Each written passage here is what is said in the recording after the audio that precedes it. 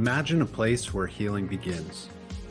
Welcome to Hidden Oaks, our serene 46-acre off-the-grid ranch, dedicated to guiding you on your path to recovery from addiction and past traumas. Here, surrounded by the tranquility of nature, we offer a safe space for renewal and growth. At Hidden Oaks, we understand that the journey to recovery can be challenging.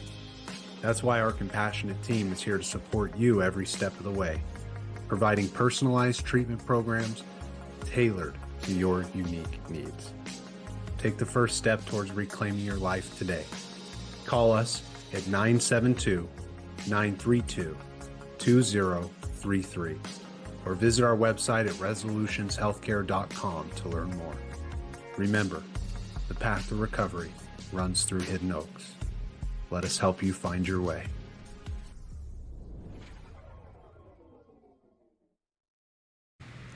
Hello and welcome to Breaking the Cycle. My name is Alan Hyde, and tonight we are joined by a good friend of the podcast who's joined us multiple times. And tonight we're going to be experiencing a treat because he has published a book called Breaking Common Ground. Welcome to the show, John Walker, LPC. It's great to see you. Thank you. Yeah, thanks for coming back on. Yeah, it was fun. It's been a lot of fun. Yeah. So you just published a book called Breaking Common Ground, and we're going to get into this tonight. But why don't you tell us a little bit about it so we can get a background just kind of from the author on what the book is all about? Well, it's kind of been in the works for a long time, even before I got into this line of work. My first wife was in recovery, and that was kind of my first exposure to, there's a book called Daily Reflections. I don't know if everyone in the audience is familiar with, but it's kind of a daily reading. It's 365 day, one reading a day. And, back at that time, maybe, 30 years ago, I thought it would be cool to do something like that, not necessarily directly recovery related, but, it's like I just had a sense it was something I could write, because it had a beginning and an end. Yeah. And kind of put it on the shelf for a long, long time. And then, just lately kind of got back into doing some creative writing and got started on it, got started on a different project and got way deep in the weeds with it. So I thought, well, I'm probably not going to finish this one in my lifetime, but I know I can go finish the 365 book. So, yeah. So we started that one. Yeah. Yeah, and for those listening, we've picked out some of the readings tonight that we're going to discuss. We've got Gabe, our producer, on the mic tonight. Gabe, how are you doing, man? Doing well, man. How are you? Good. And we're going to get some multiple perspectives here because it's a timely discussion, right? Elections are coming up. We try not to get too political on this show. That's not our aim tonight. Our aim is breaking common ground for our mental health when things kind of go a little bit sideways with political discussions with family members is Definitely. Kind of the gist I'm getting from the book and the readings that I've checked out. Yeah, definitely. Because did my very, very best to stay straight down the middle. It's kind of like if I'm asking people to be there, I need to be there too. So, hopefully all the entries in the book reflect that. Yeah. And it's like a part of the introduction. It's like, if you find things you disagree with, please keep reading. Maybe you'll find something of use. Yeah. So. Yeah. Well, and much like a daily reflection kind of reader, you leave it open. Right. You challenge some difficult topics, but you what I've noticed with the readings, and I have some here that we're going to discuss, you leave it with a reflection at the end. So they're not just left on a cliffhanger. You give some little snippets to follow. Yeah. Well, and what I discovered as I started writing it, and really didn't exactly set out to do this, but I discovered it was based kind of loosely around cognitive behavior therapy. And those folks that aren't familiar with that, probably the easiest way to describe it are our feelings, our thoughts, and our actions are all kind of on a wheel. And if we can change one, we have a chance of changing the others. So as I began to write this, I could tell that the overall feeling was the, sense of unease, the sense of there being conflict was the feeling aspect of it. And then in the entries in the book, I try to present a thought, and then everything ends with "today I will." Yeah. So that's kind of the action step of CBT. Kind of give people something to walk forward with.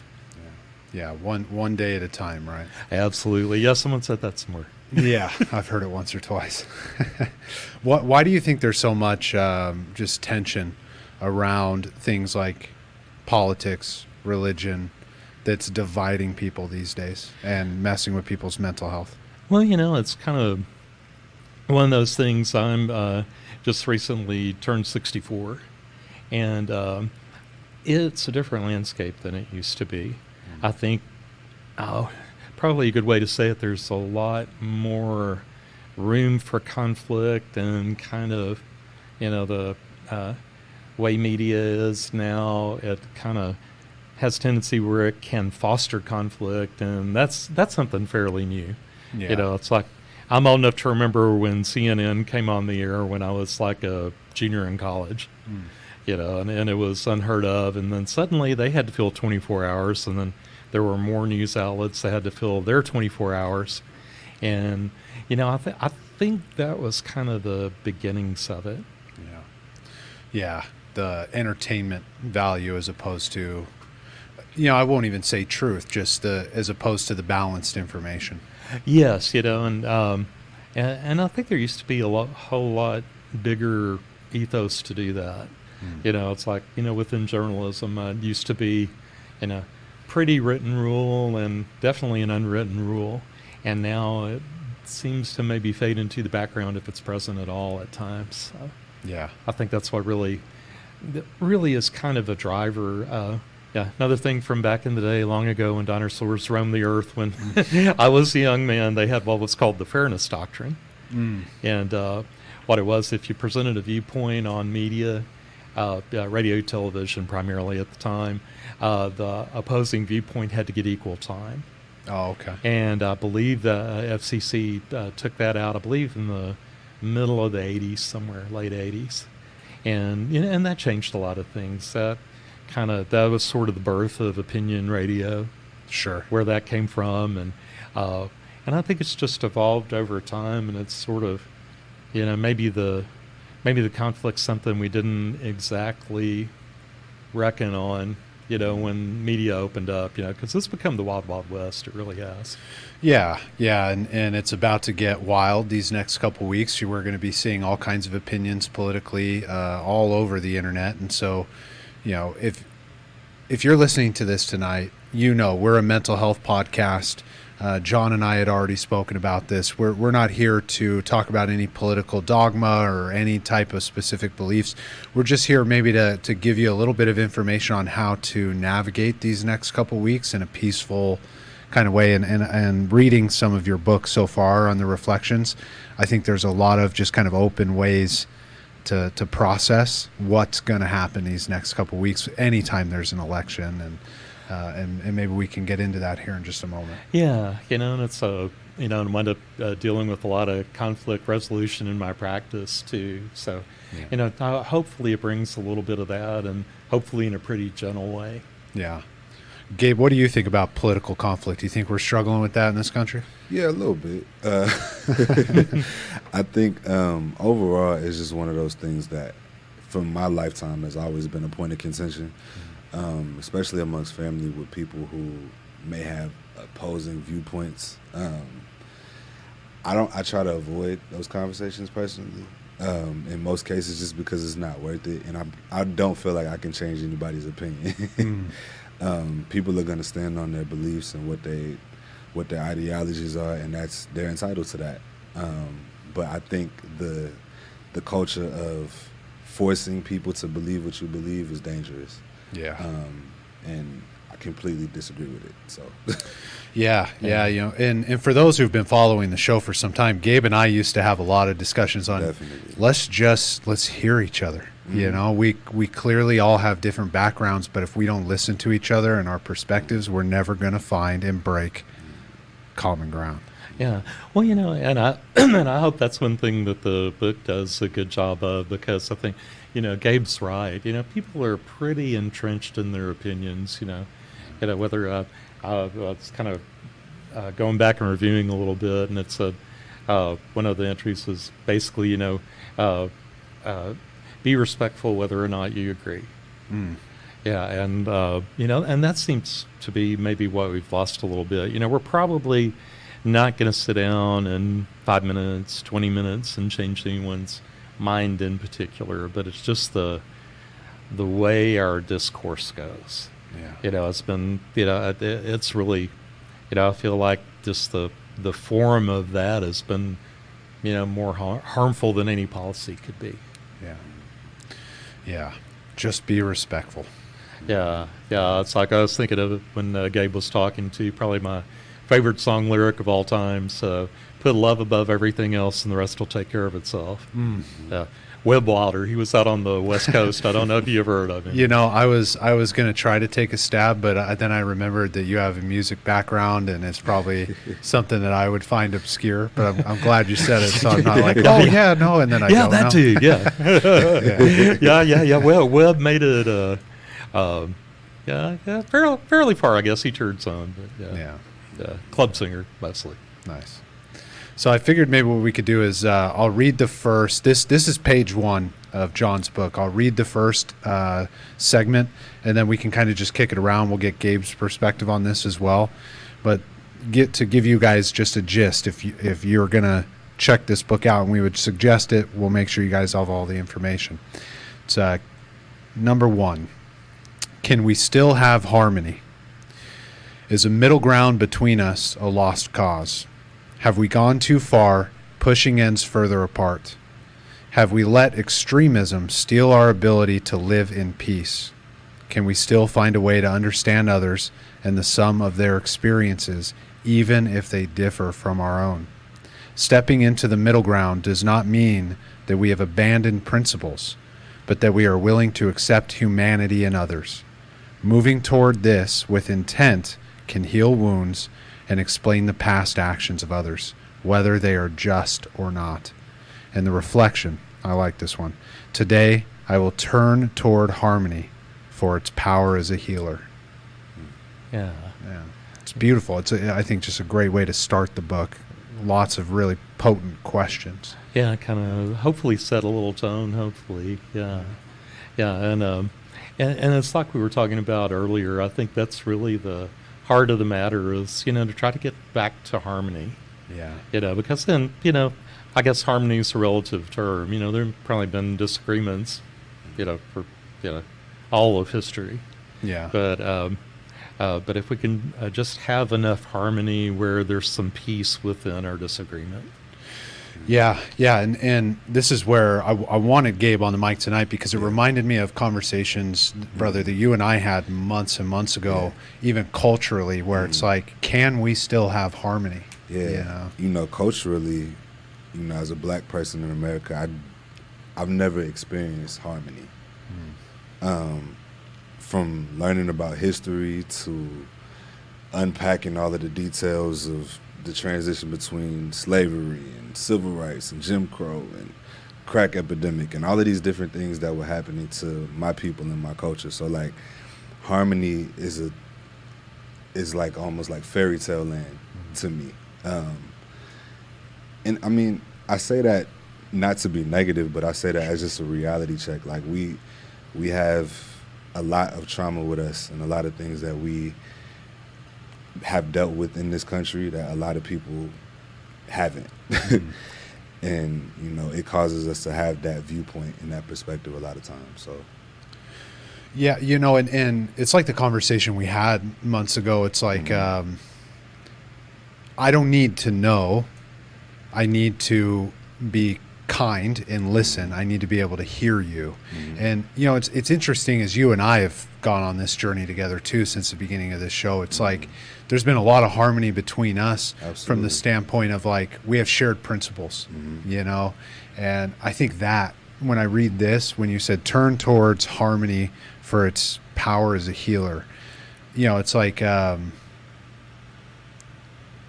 maybe we don't have to fix everything as much as just really truly turn towards hearing each other. Understanding. The piece is in understanding.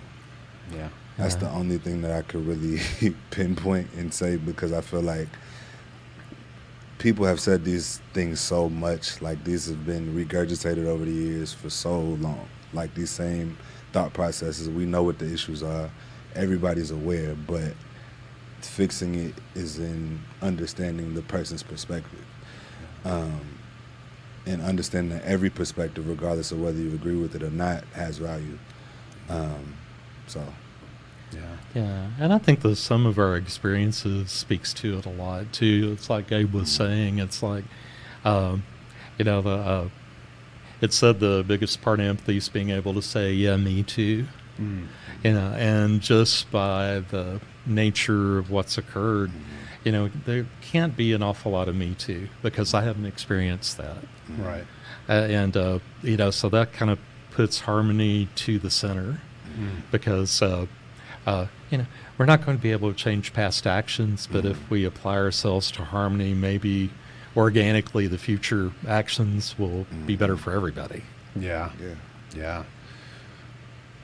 What led you to choose harmony as the opening of the book? It was primarily because it feels like that's what's lacking right now. It's like there's not an awful lot of, there's not an awful lot of stock given to harmony. There's not a lot of value put on it. And, in fact, if anything, there's a lot of value on disharmony, value on the conflict, my side, your side, we're not going to listen. There's a wall between us. We're just going to stop, full stop. Yeah. So harmony really doesn't get its due, so if it's anything that we're going to, have in common, we need to put it out there because it just doesn't get talked about enough. Yeah. I mean, it reminds me, you remember when we had the very first time we had the conversation about the cultural differences? Yeah. You told me at the end, Gabe, you said, I've never had a conversation like this with someone who looks like you. Yeah. And I think I often think about that. Like even with clients I work with, it's like, there's the harmony. Because Gabe and I, right, we've grown close in a friendship through this process, and even that night it was like, all right, brother, I'll see you next week, you know, and that's the harmony I think we're looking for. And I hear it when you share too, the passions and just your understandings on your end. Yeah, it's just about mutual respect. Yeah. And understanding, like I said, every opinion, every thought has value, and in order to come to that common ground, you have to lead with love and understand that that's the center of the conversation. Like, it ain't about nobody's like internal. People don't really know how to deal with emotions, which is a whole nother level to this conversation. But these conversations do become emotional, and sometimes you got to put that somewhat to the side and just be honest and have real conversation. Yeah. So, yeah. Let's hear from the author on that one. These are very emotionally charged times around politics, and let's riff on what Gabe was sharing there. What value are the readers going to find in calming these things down, and do you agree with that these types of topics politically are working people up?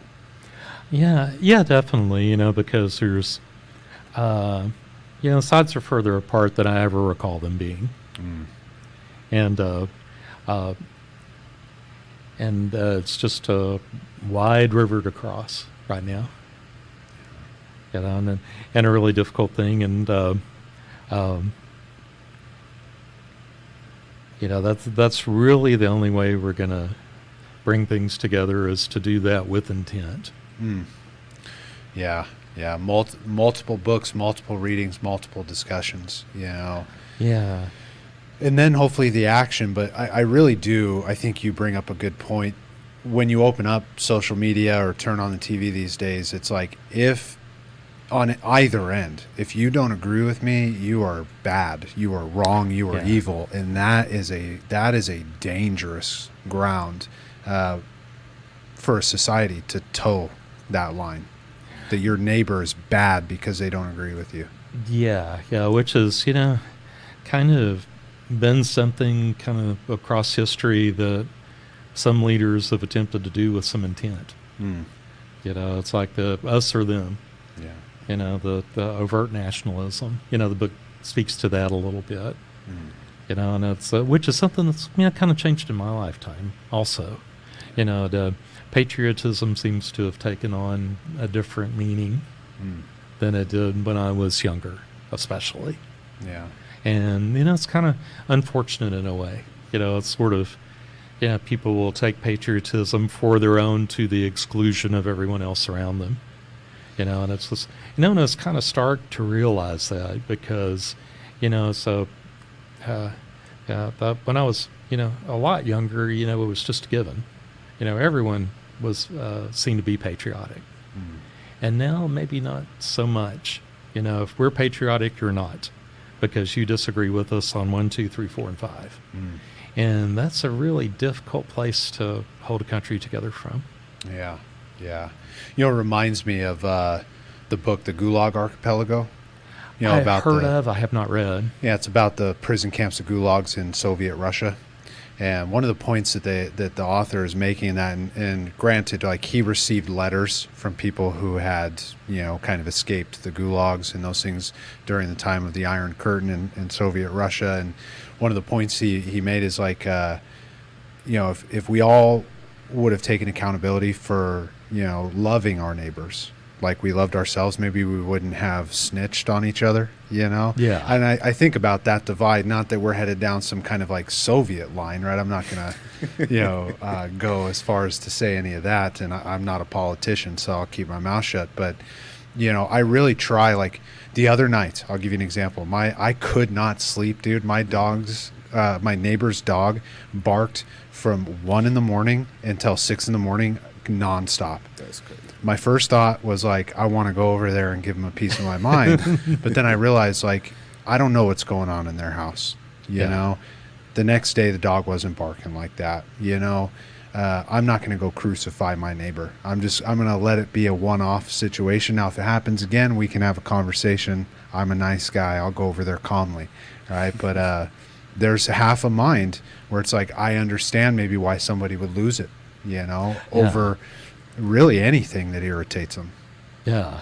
And that's it. I think what the book hopes to get to is I feel like there's a level beyond those things, if that makes sense. In other words, it's like I think that's probably something pretty universal. We're 3 a.m. and you hear the neighbor's dog bark, but I think gets back to what Gabe was saying about respect. Hopefully if it's gone now, we can, or not as prevalent as maybe it once was, or if it's something we need to develop from the ground up, maybe there'll be a level of respect that's separate from and beyond people's circumstance. What's going on in the moment, because you're right. For all we know, there may be a fight going on in the house next door, maybe while the dog's barking. Yeah. So we just don't, just never have any idea what's going on. Yeah, maybe they're just very heavy sleepers. That's why I kept having to remind myself. Maybe they're just very heavy sleepers. I am not. Not enough Allium in the world. Yeah. It's funny because, Gabe can relate to this too. Sometimes we used to have those conversations afterwards with like other staff producers here, and people have strong opinions politically. Yeah. And it always cracks me up because like they'll ask me, Alan, what's your political opinion? I don't care. I'm pretty middle of the road. Yeah. There are some things where I'm a man of principles. Don't get me wrong. I have my beliefs, my faith, my values. But there are just certain things where I'm going to seek to understand you as opposed to get irritated when I hear a certain politician's name. I just rather would understand maybe why the things that they're doing irritate you. Number one, so that I don't do that as a person, because I care about you in my life. And number two, so that I could seek to understand the world around me. But I noticed that about reading some of the excerpts is you really try to stay in that moderate line, right, and focus on the mental health.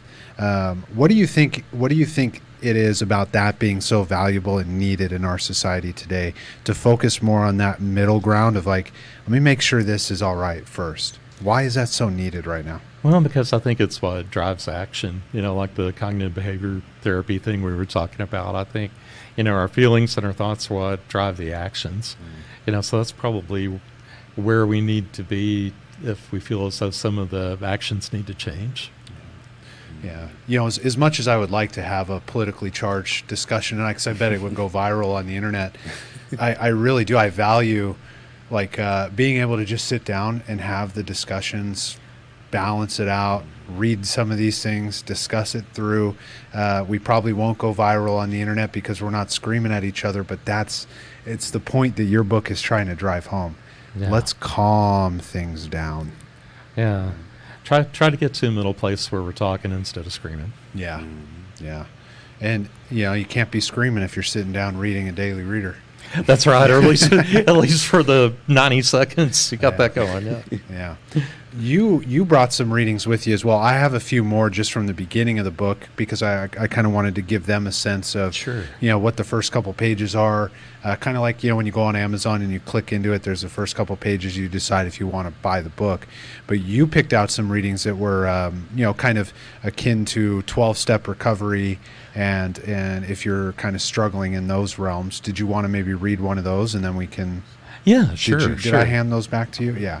Okay. Yeah. I can read it. You can read it however you want to do that. Well, in fact, let's see.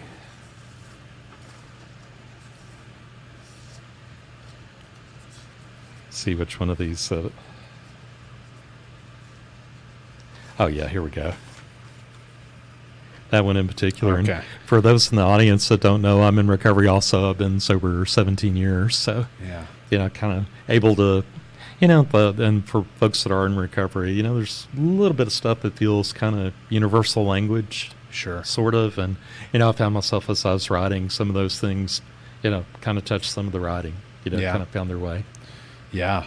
Get the poison out. Yeah. Yeah. Number 230. So we're deep into the book by the time we get to this one. Our antagonistic lack of ability to work towards solutions leads us to sadness that eats away at our very core. We have to drain away the fuel of resentment. If we do not, it becomes a beast that grows arms and legs of its own and carries us away. Speaking our truth to others in a non-hostile way can remove indignation and allow us to heal. And the reflection here is, today I will seek to remove sadness and diffuse sorrow, which fuel resentment. Absolutely. Sadness and sorrow.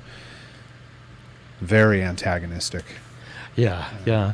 Well, and I found that in my practice too, and kind of the beginning of that particular entry is part of the book Alcoholics Anonymous, what we all call the big book in AA. And it says resentments are the number one offender. Yeah. And even outside of, and I do a lot of work with substance abuse, but even outside of that, it's a big driver. It's like if there's sadness, if there, things have a lack of resolution, it's, of course it can be just, straight out conflict, with others, but also resentment.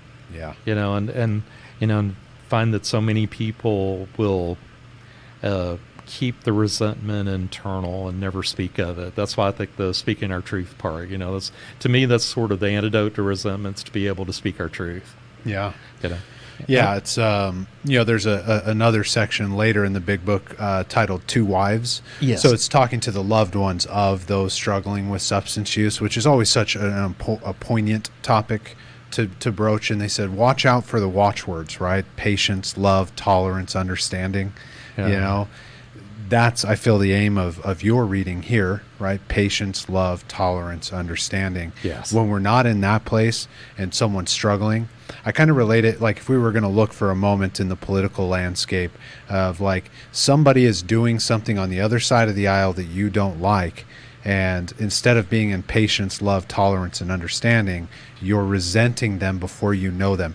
And it's that old adage, right? Contempt prior to investigation. Yeah. I need to seek to know you first. Then from there, if I find out that you've got terrible character, then yeah, okay, fine. I'm probably just going to take a wide berth around you, right? But if I find out like, hey, you're of sound mind and good character, then okay, maybe we just disagree. And that's okay. Yeah, yeah. Well, and I think that it has to be okay, and it has to be spoken of, because it's like if we don't speak of it, and the speak of it with conflict doesn't really help very much. But if we can speak our truth gently, yeah, and be able to get it out, maybe we may not find a resolution to the circumstance, but at least we've both been heard. Yeah, and that can diffuse the resentment. We don't, it's not anger turned inward any longer. Yeah. But yeah, that get the poison out. That's a phrase I wind up using a lot in therapy. Because sometimes that's just all people need. Yeah. In therapy, is just to sit down and get outside themselves with it. To talk it through, and would you second that, Gabe? Just from even some of the conversations we've had? Yeah, definitely. One thing I guess not recently, it's been a couple of years now, but I read 7 Habits of Highly Effective People by Dr. Stephen Covey. And the 5th habit says to seek first to understand, then to be understood.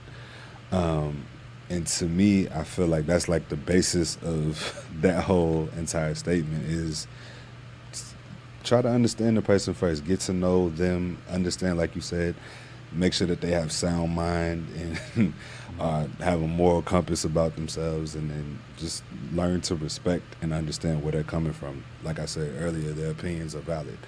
So, again, this is all just opinions based upon personal ideology, based upon how we were raised, and based upon the history that we look to make these determinations on who we align with and who we don't. So, yeah, in short, I second that. Yeah, absolutely. Would you read this book, Breaking Common Ground, Gabe? Absolutely. Yeah, absolutely. Yeah, I would. I'm going to.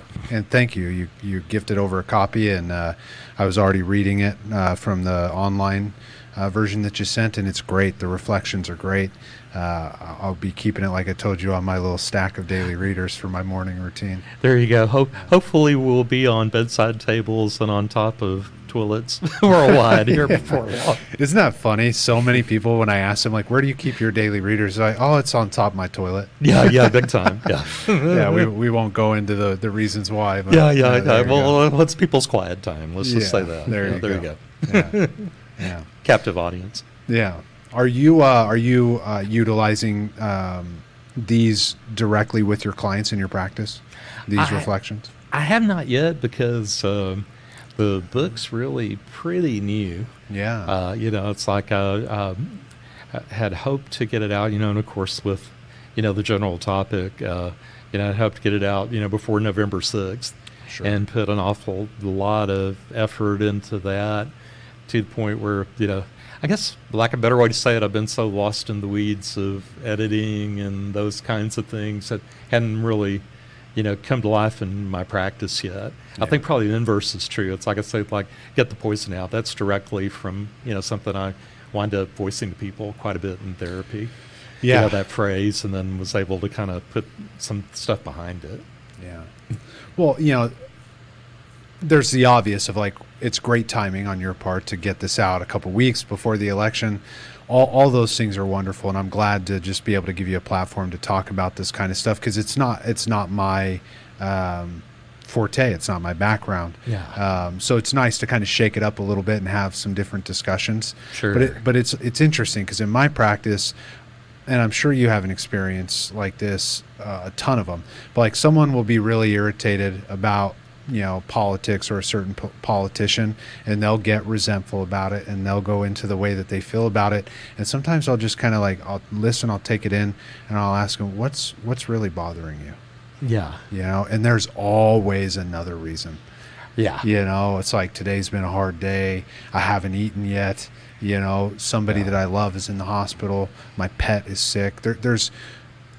the divides that exist in society, not even just politically, are always so, when they're let's say like unhealthy or loud and angry, are always driven by the hurts that we carry with us day to day. And I'm curious if you would agree with that. That's just an observation. Yeah, well, and that's kind of gets back to the resentment thing, because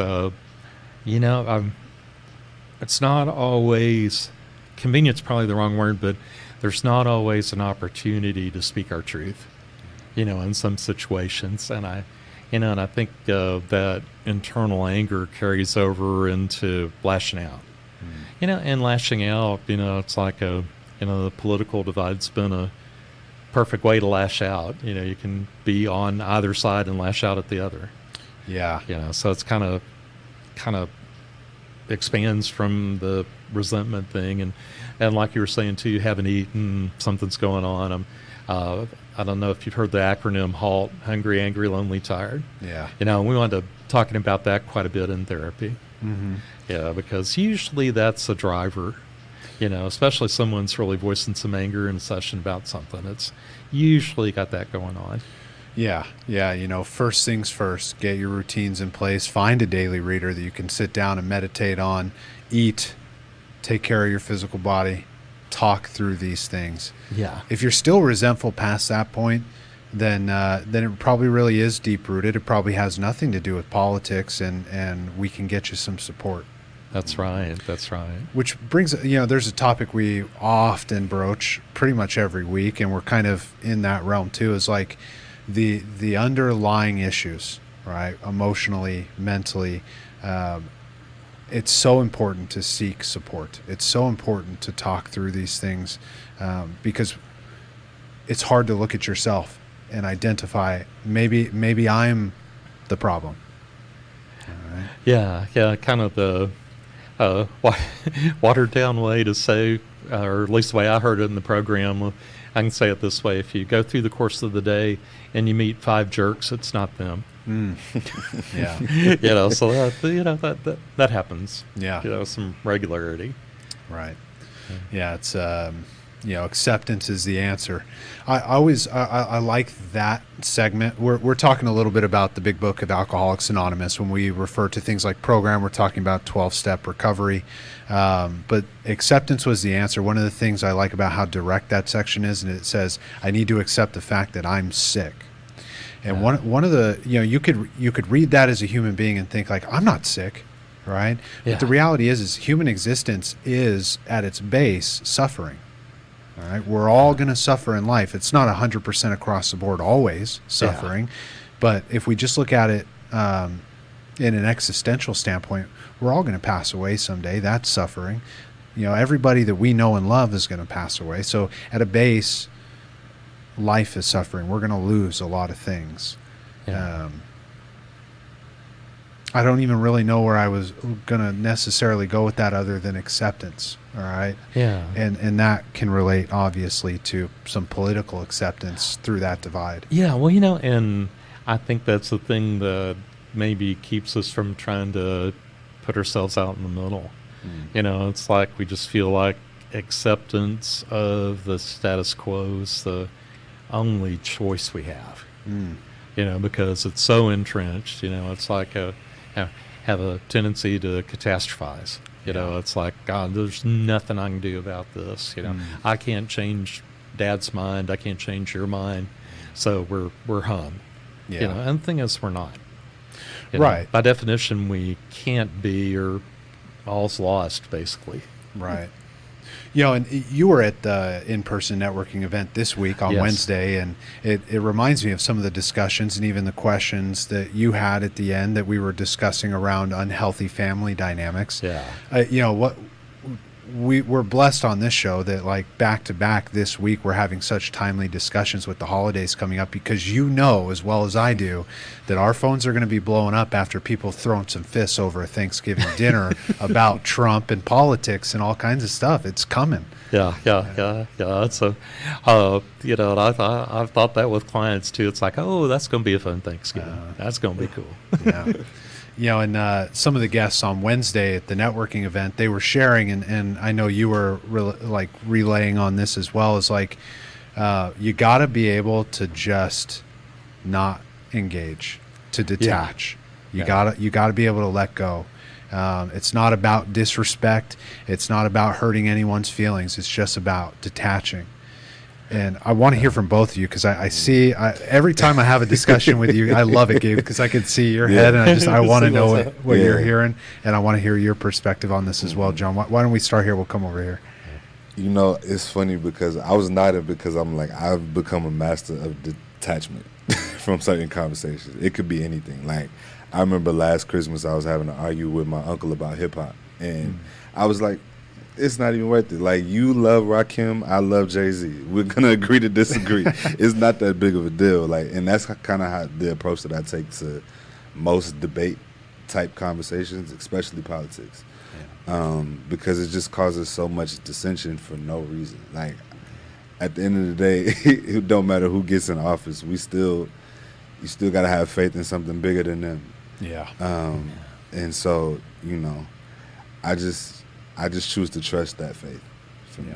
So, Which, John, you know, I know you will relate to this as I read your book and I know your background with recovery and the clients that you work with. What Gabe was just saying lends directly to why we pray and meditate, right? I ain't praying to no politician, and I ain't meditating with one either. All right. I'm going to the source, the way I identify the source. Absolutely. Well, you know, to me, and it kind of fits in with some psychology theory too. You know, dialectic behavior therapy or theory. You know, it's like logical mind versus emotional mind. You know, and it's like I kind of feel like, you know, some things are just deeply emotional with people. Yeah, and you know, particularly in a recovery context, wind up talking about it quite a bit. You know, it's like our emotional minds are ruling us. You know, so how do we get to, and logical mind versus emotional mind, and then there's the middle ground that DBT calls wise mind, where we're kind of taking both into account and have a middle ground with it, kind of, you know, like the book. And to me, it's like we can be way in emotional mind, and maybe our intellect, our whatever it is we can bring to bear mentally, whatever we can finagle, whatever we can arrange, may get us here. You know, and then there may be another layer of it, things we've been taught, you know, maybe a particular faith we've grown up in that gets us about here. And then there's the jumping off point, I think, after that, you know, where we just don't have the slightest idea what to do, what the next move is. And to me, that's where spirituality can take over. You know, we can, it's like, I have zero idea what to do. I need help. And, you know, and I think we can do that, you know, kind of across the board. Not necessarily, though, very, very true in my recovery, you know, because I got this far, and then, you know, I had a set of Christian beliefs that get me this far, but it wasn't working. So I had to have a spirituality beyond that.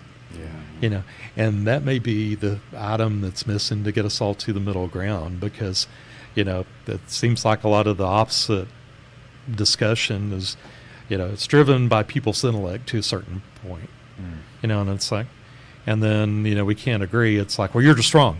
Well, it's like, well, why am I wrong? Well, you know, maybe because this book over here that I've read since I was little says so. Or at least my interpretation of it says so. You know, so then we get stuck. And there's not really a way back, and people get defensive. But to me, there's just got to be an element beyond that.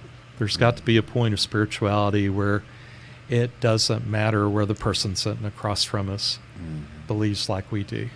It doesn't matter whether we like Zeppelin and they like Jay-Z. You know? Right. It's like we can let whatever's going to roll on the house music roll, because it doesn't matter. You know, and to me, that's where we had to be at some point, you know, to, you know, get anything that's, you know, like serenity at all, you know, peace, you know, some harmony. Peace, serenity, harmony, vulnerability. Right. That's, as I'm hearing both of you, it's like shared principles, right? That's what I love about watching someone heal outside of like just like traditional religious sectors, when they find a set of principles and then they find others who share those values and principles and they just connect. Yeah. You know, it doesn't mean they've got to be the best buds in the world, right? And agree on everything, but they get along, right? Yeah. Like you were saying in the beginning of this daily reader, it's harmony, all right? Because we can just let whatever's on in the background. I was talking with a few people this last week. Society will always be the backdrop of calamity. It is always going to be chaos. That does not mean I, in my individual life, need to embrace chaos. It just means I need to know it exists so I know how to move. Right. You know? Yeah, yeah. Well, it's like we were saying earlier, too. It's like there's just times where, that dealing with chaos has to be a little bit of detachment. Yeah. Maybe a lot of detachment. But hopefully after we've had the detachment, we'll be able to come back and give it another shot. Or at least that's what we're hopeful for in the book. Yeah, yeah. Were you going to say anything on that, Gabe? I was going to say we got like 3 minutes left. 3 minutes, yeah. Mm-hmm. Maybe a little bit of detachment, maybe a lot. There are so many things, and we've talked about a lot of different ailments, a lot of different discussions on this show.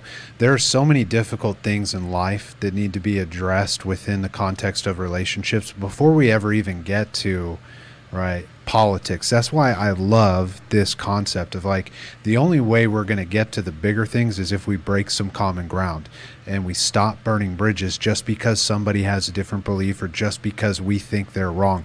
And this was a big turning point as a clinician and a person in my life, was when I stopped trying to get people to think that I was right. Yep. You know, I'm nobody, I'm nothing. And I don't mean that as some kind of self-deprecation. I mean it as the truth. Right? God is where I turn, right? And then to my community, all right? I don't need to be right about anything. I just need to be plugged in. Yeah. Do you have anything you would add to that? Any final words for our viewers? Yeah, well, and I think that's really it. It's there's got to be something universal beyond dogma and proselytizing. That's common, and it's like, and if you sit down and study different religions, read different religions, they really kind of all come back to love and seeking some sort of serenity. So that's really where I feel like it's got to be. Yeah. And you do not have to be a saint to find serenity. That's right. Thank God. Yeah. Thank our power. Yeah. I always say I'm never going to be a saint because I'm never going to stop saying the F word. Well, I had a client yesterday who was kind of not giving themselves enough credit for something, and it's like one thing I had heard in AA rooms long ago. It's like we don't have to be a saint by Thursday. So it's like a lot of that. Thing is, it's just effort. It's like this is. Going to be kind of fits and starts, and trying to bring people to the middle is going to have its ups and downs. But the thing is, as long as I think somewhere in the book, and I know it says in the 12-step program, we suit up and show up.